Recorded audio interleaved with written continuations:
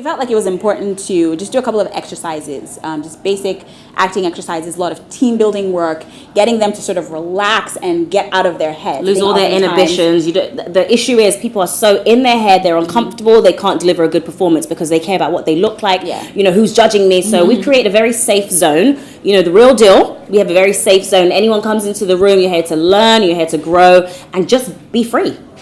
And we really hope that this intensive acting workshop is something that we can keep going, something that we can do often, because there's so, like I said, there's so many people out there who want the knowledge, who want the training, and this is our first one, and so we're really so excited. So far, everyone seems to be, one of the students said to me, "I'm really happy so far," and I was like, "I know, I said that, I forgot to tell you, sorry."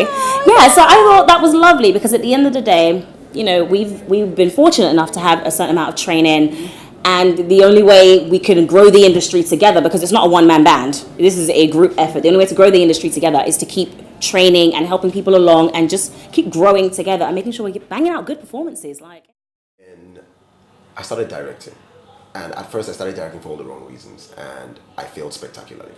I started directing because I wanted to protect my work from all those people who sought to destroy it.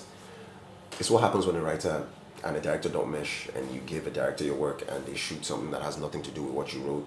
But the older I got in the business and in age, you realize nobody comes to work to do a bad job. It takes as much energy to shoot a bad project as it does to shoot a good one.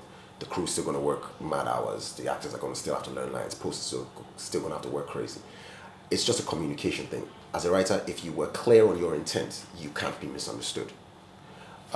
Which is why all the writers who work for me now, I insist that they direct a short film. So there's no us and them mentality of they will not understand, they will ruin the work. There's no they, it's all us. But I started directing initially for all the wrong reasons, because I wanted to keep my work pure. That failed. And then I started working my way up a traditional writer's room system. Parkour started in the UK about roughly 5 years ago, and it's pretty much the world's fastest growing sport at the moment.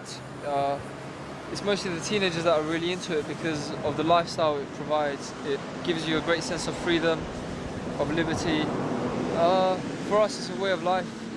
We just live our lives this way now, and it's pretty much changed the way we live. And I've been doing it professionally for 5 years with Urban Free Flow, and met some amazing people doing it and stuff. And everyone kind of brings their own kind of unique style into it.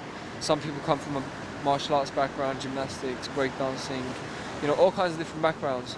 And they kind of bring in little bits of their background within to the sport, and it just gets developed that way.